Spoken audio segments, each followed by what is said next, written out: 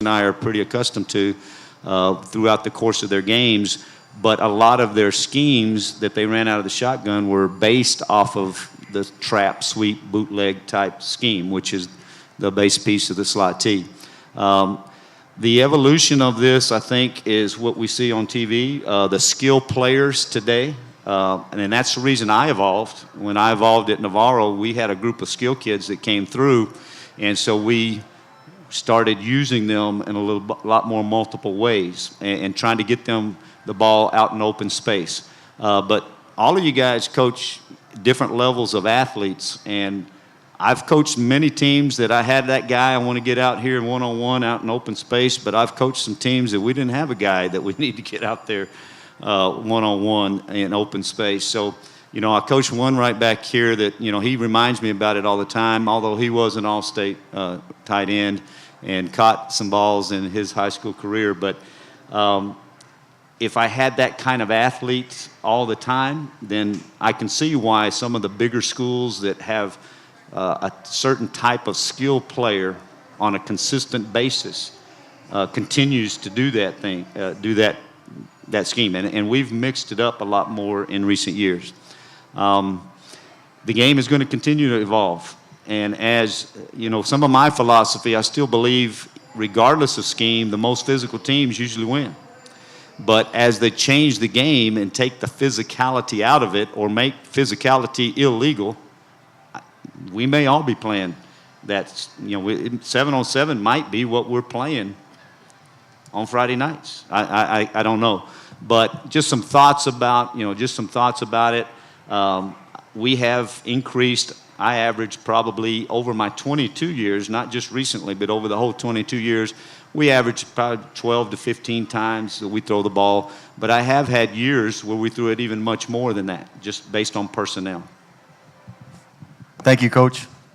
Next question is for Coach Lerma. Coach Lerma, what activities are you involved in since you retired from the coaching profession?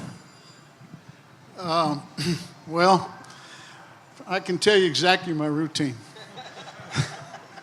First thing in the morning, wake up, and I go and get my walk about a little over 2 miles. I limp around. I need a knee replacement. I know that, and I've been fighting it and trying to stay away from it. And then I go to Gold's Gym, lift a little bit of weights, light weights, just to kind of keep firm as best I can.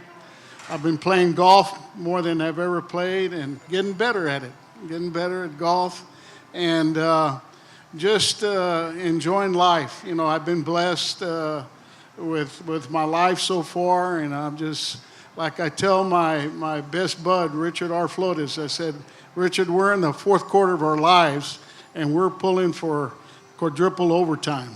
So, you know, like as my mother used to tell me, keep your body moving, stay busy. And my dad used to tell me, hey, as you get older, you eat healthier and eat less. But I've been enjoying it, and you know, I put in 46 years of coaching, and and had a wonderful support system with my parents. You know, my dad coached for many, many years, and my mother put up with my dad and I for over 72 years. And so I've been blessed, but you know, it's great not to be on a time schedule. It's great to be able to do what you need to do. And I've got the clinics that keep me busy quite a bit. The City of Palms Clinic, which is about 34 years old.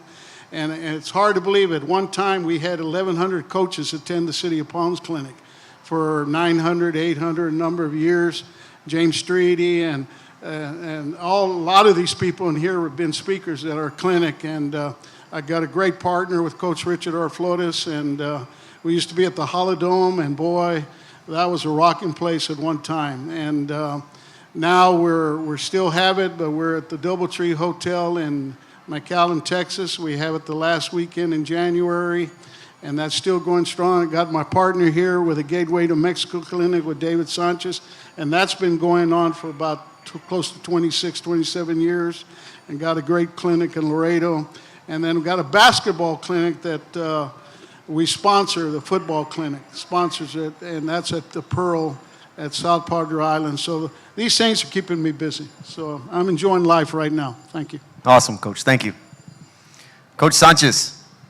Coach Sanchez, what is the importance of coaches' wives, and what roles do they play?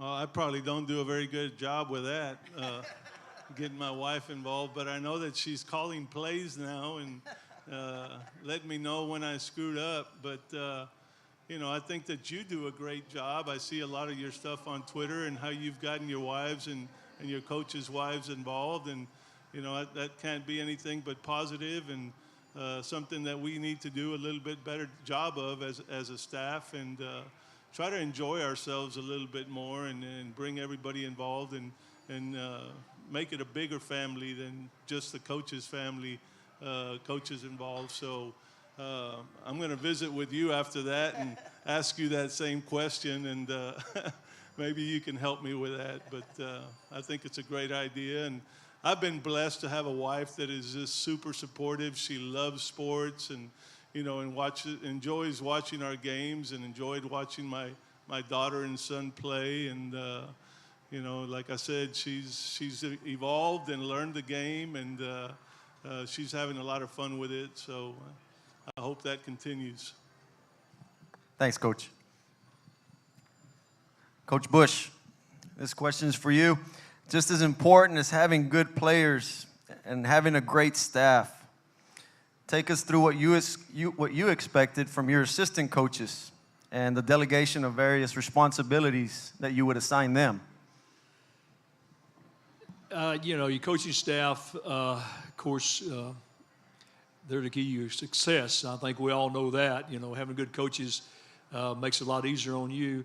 One of my things in coaching was organization, and I think, of course, Les coached with me. And I don't know, one time I had 30 coaches, head coaches in the state of Texas that had coached with me. So I've had a lot of coaches that have coached with me and gone on to become very successful head coaches. And I coached with Doug Etheridge at Fort Natchez Groves. I mentioned earlier we won the state championship in 1975, and Doug was a very organized person. And I think organization is so important nowadays because I think a lot of our kids come from unorganized homes, and I think they respond well to organization. And Les will tell you, any coach that has coached with me, they may say a lot of things about me, some of them good, some of them not so much probably, but they're all going to say that he's the most organized guy I've ever worked for. And I had organizational booklets for the coach's responsibilities, and Les will attest to it. The first day we come in July, there's a booklet that's given to every coach. It explains what we're doing each day through our football camp. It explains what we're doing each day through the season, what their responsibility is, what your press box responsibility is, what we're going to do at halftime.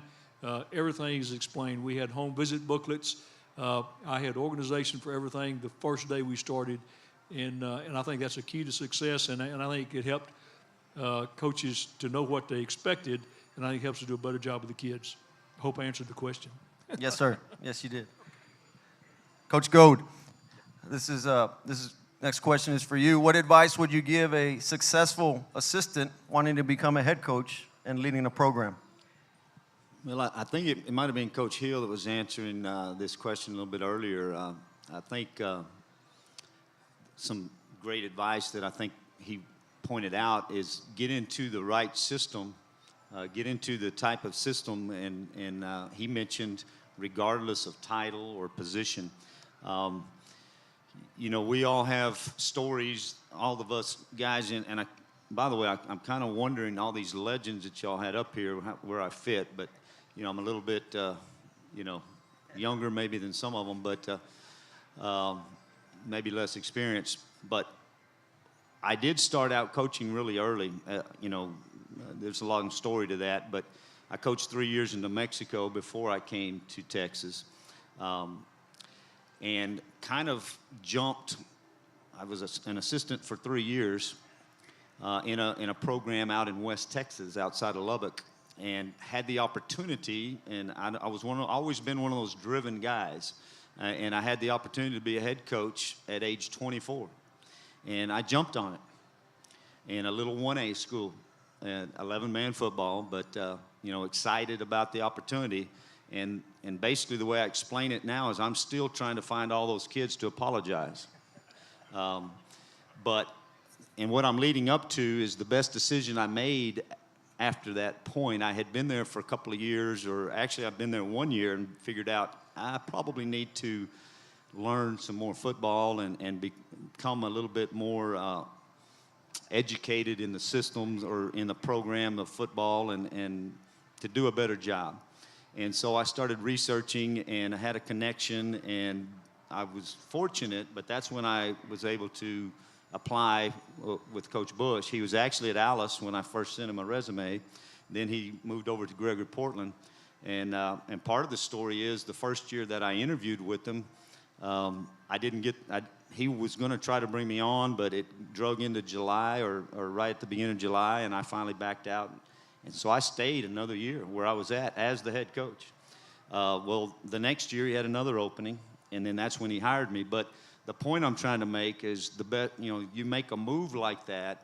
I was a head coach already, but I got into a system and into a program of learning that enabled everything I've done ever since. And actually, I worked for him again after being a head coach a second time. But I would encourage anybody that has aspirations about being a head coach is find that successful program.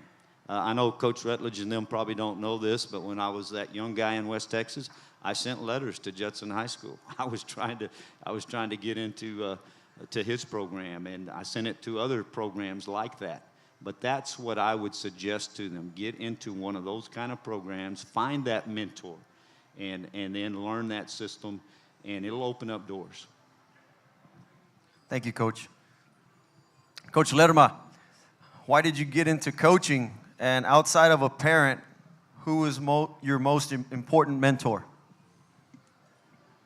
Well, I got into coaching because my dad, and I know outside I'm a parent, but, my dad was in a coaching career and did it for almost 30 years and was in education for 42 years. So I was brought up in kind of a football atmosphere.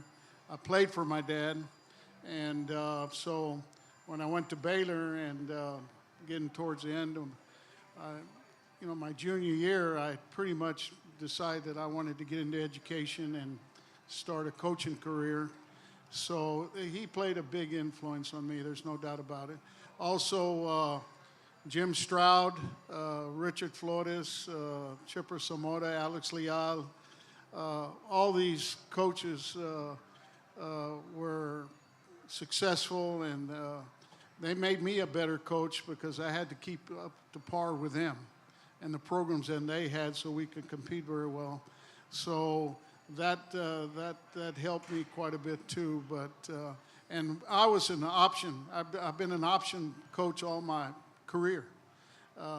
Ran the Houston Veer for the first 20 years of my coaching career, and then Alex Leal had a big influence on what they did after that. We were still state option, but we ran it off multiple sets and opened up and threw the ball more and more as we ran the ball, and that kind of helped us quite a bit.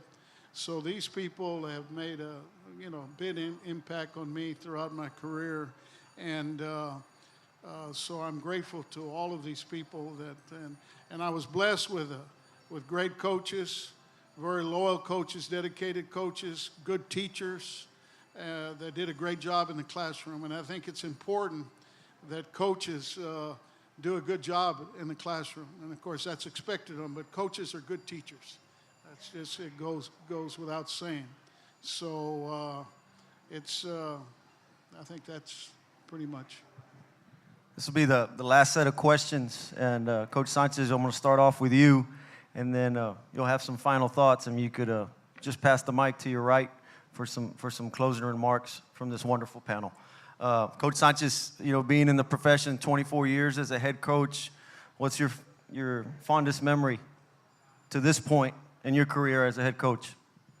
Well, it's probably one of the most exciting games that I ever coached was our first game in the playoffs when I was at Holmes in '99. We played against Roosevelt, and we had seen Roosevelt play 2 games before. We were open the last week, and we went to see them play. I think they were playing Judson, they beat them pretty bad, and we're sitting there thinking, wow, how are we going to play with these guys? They had several Division I athletes, a quarterback, a linebacker, and you know, we knew we had our work cut out for us. Played there at Judson Field, and it was packed both sides, and you know, you could just feel the electricity in there. And we ended up winning that game and played probably the best game we played all year. And it was just that one moment, and you know, we scored right before the half, and it was just super exciting. And you know, we got back, and you know, we felt like we were the kings of the world. You know, just a great feeling.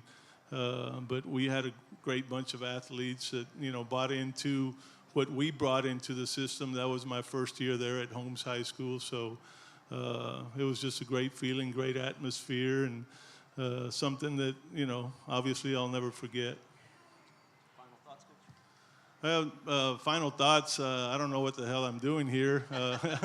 I'm way out of my league being here, but I'm really honored to have the opportunity to come in here and share. And I know I probably didn't say very much, but I've been coming to this clinic, and I think, you know, clinics are super important to our coaches. I know I continue to go to as many clinics as I can and go visit. And like they say, if you can go away from a clinic and pick up one or two things that are going to make a difference in your program, then you've accomplished something. And other than the fellowship and the beer drinking and all that, you know, I've been blessed with great assistance. And you know, like they always say, you're as good as, you know, the people that work for you. And you know, I've been blessed to have great coaches. And you know, I try to find coaches that are young and you know, have some energy and love the game and are going to give me, you know, a great effort, and they're going to treat our kids right. And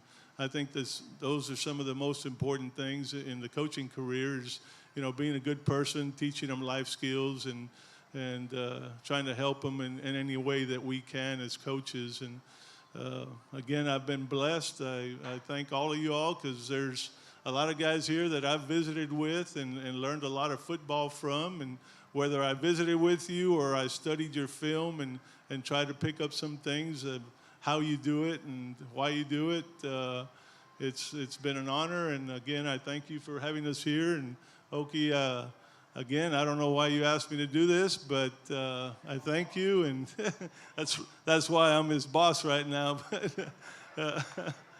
I really appreciate the opportunity, and I thank all you coaches that have come out and talked and given us some words of wisdom. Thank you. Well, the greatest game I've been in my coaching career. It was at Corpus Christi Miller playing W.B. Ray High School, big rival, and it was 1976. It was sleeting, icy, 30-mile-an-hour wind, 1976, and it was 16,000 people in the stands with the weather that night. And it was the last game of the season. We were undefeated in district play, and Ray had one tie. And of course, at that time, the district champion would move on to the playoffs, just one team. And the score ended, we beat Ray 3-2 for the district championship. 3-2, and we almost lost the game 5-3. They kicked a field goal that if it wouldn't have been against the wind, it would have gone through by 40 yards. And it was, I thought we were going to lose it 5-3. But that wind caught it and brought it straight down, right dead center, about a foot from the goal post, and was not good. And we were able to win the district championship. So it was exciting times. And I was just 26 years old, 27 years old at the time. So that was really, really exciting. Went on to play Harlingen and by-district play, and they were undefeated, and we were able to beat them on penetrations. And then we went to Clute, Texas, and played Brazos Wood, and we lost to Coach Spoonmore. And I remember his son had a heck of a game against us and beat us 41-20-something. And they went on to the state finals, and they were state finalists. So, but that Miller-Ray game, I'll never forget. And that Wednesday, we had the Burnham of the M, and Ray had the Burnham of the W for Ray, or WB Ray. And here I was. We had it at Buck Stadium, and there were close to 5,000 people at the pep rally. It was just packed. The rivalry was that intense. It brought up the good old Miller-Ray days of the 50s and 60s. So, man, it was a great experience for myself, the coaches, the kids, and it just turned out that day to be really, really nice.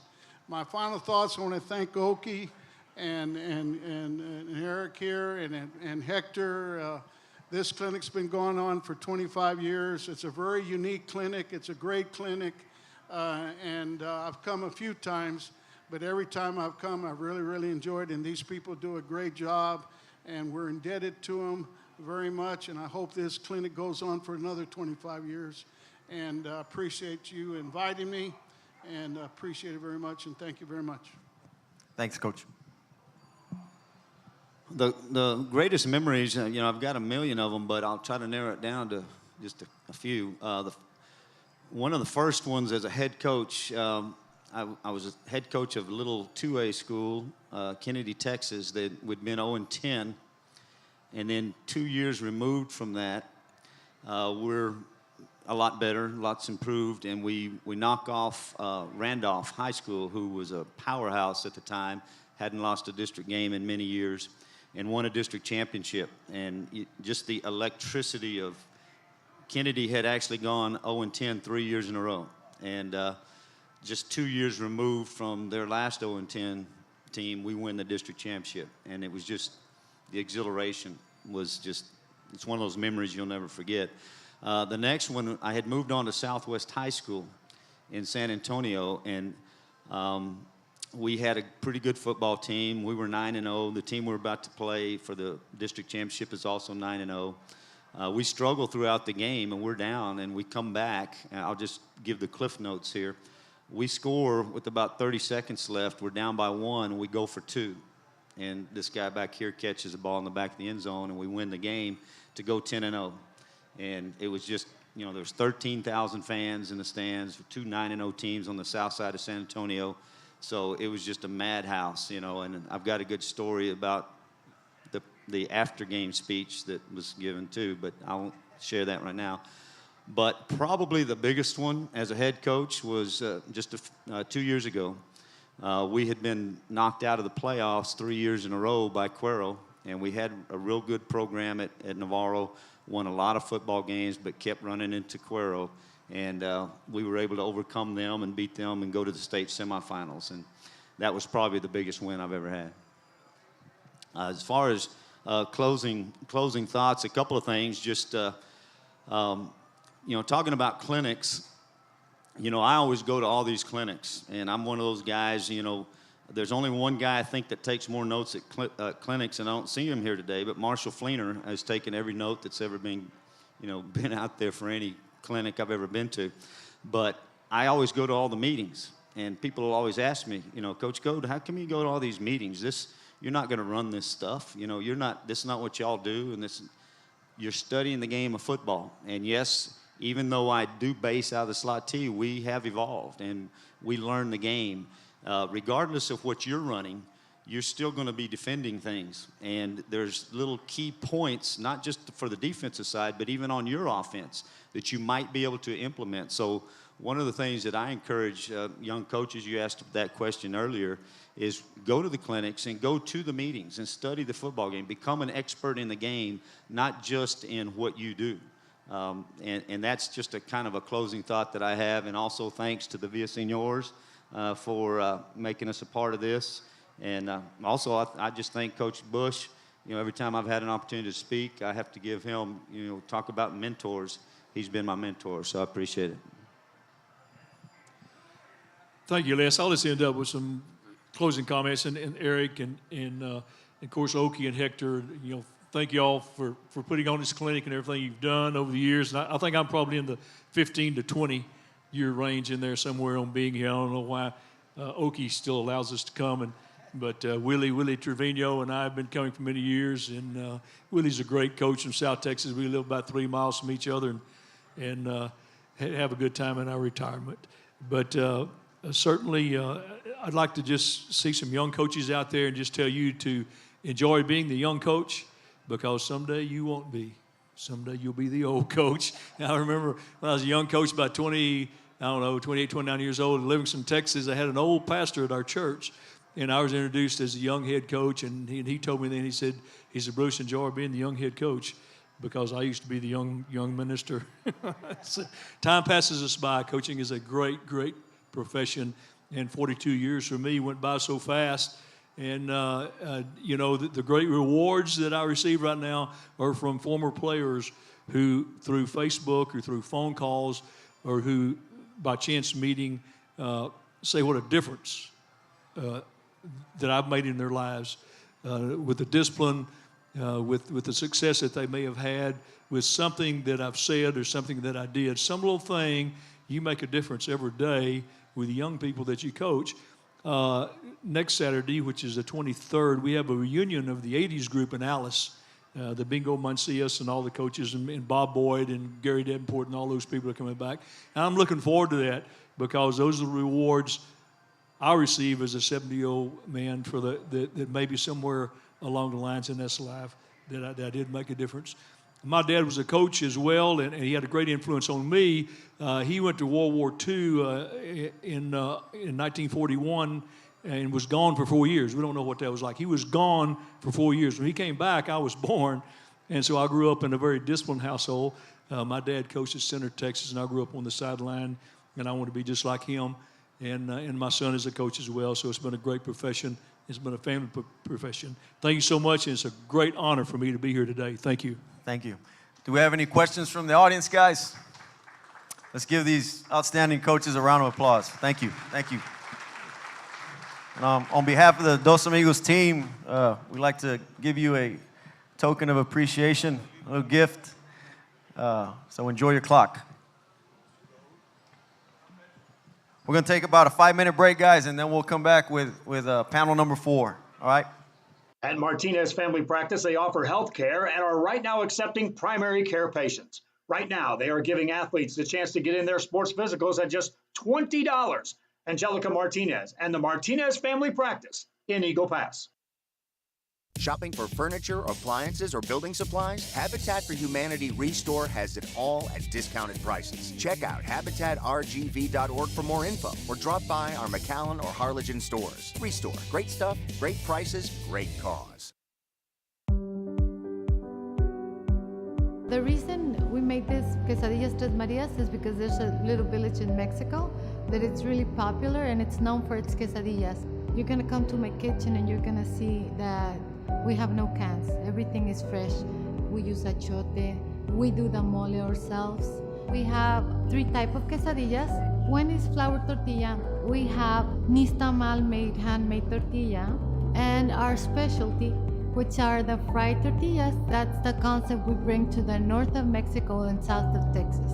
For me, this is not only a business, it's my house, it's my career, it's my family, it's my friends that come here. Brownsville, it's a gentle city, a kind city. I invite you to come discover Brownsville. You can't miss it.